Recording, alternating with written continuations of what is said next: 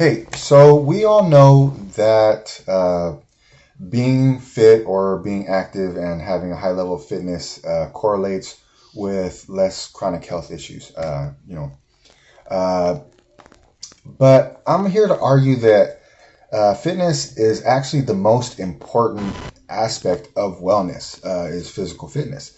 And the reason why is obviously with physical fitness comes our physical health. It's meant to improve, but then our mental and emotional states improve as well due to our hormone balances that fitness helps create, right?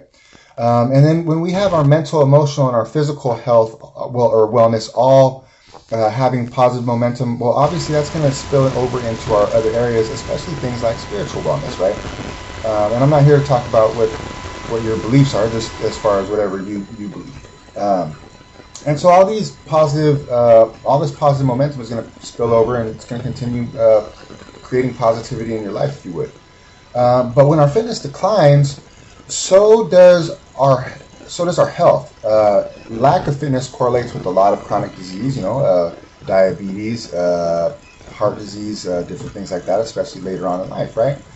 And once our fitness declines and our health declines, without even talking about the physiological effects, again, without talking about the hormone balance and the different things along those lines, just strictly talking about our health declining, that's going to decline our mental health just from the stress alone, right?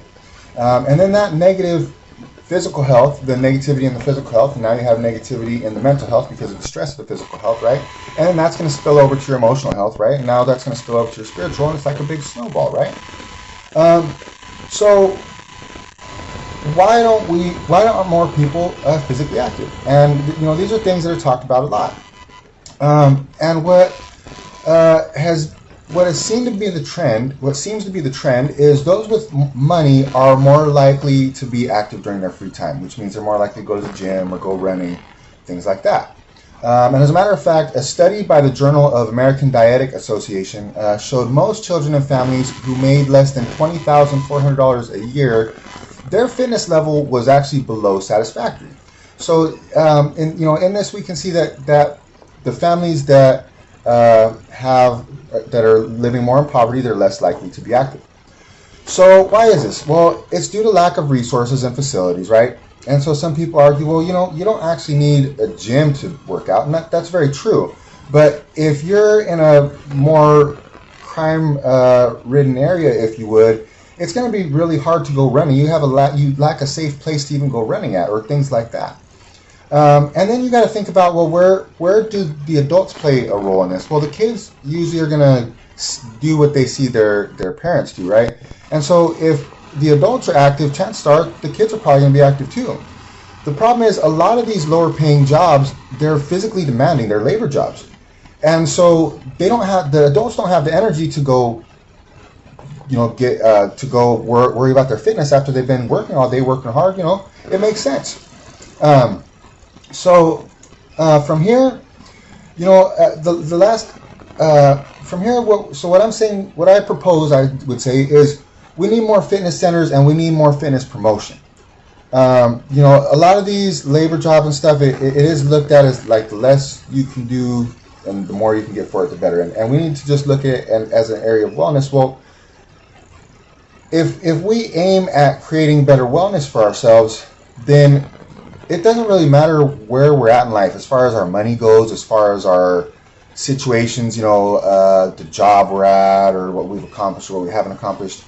If our wellness is going in a positive direction, the variables behind our lives are less important, because in our minds, if we're well, then we're happy, and if we're happy, then that's what matters, right? Is the reality we live in, and so nobody can argue your happiness. Does that make sense? So I guess what I'm getting at is I do see a need for more fitness centers and more fitness promotion, especially aimed at youth, but aimed at adults too, because the youth are going to do stuff that the adults do, and adults should be well, and all adults should be well as well, if you would.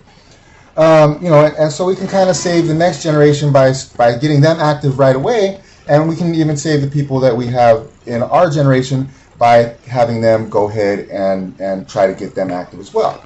Everyone should have access to fitness, right? It doesn't matter, again, your situation, how much money you have, how much, where your job's at, so on and so forth.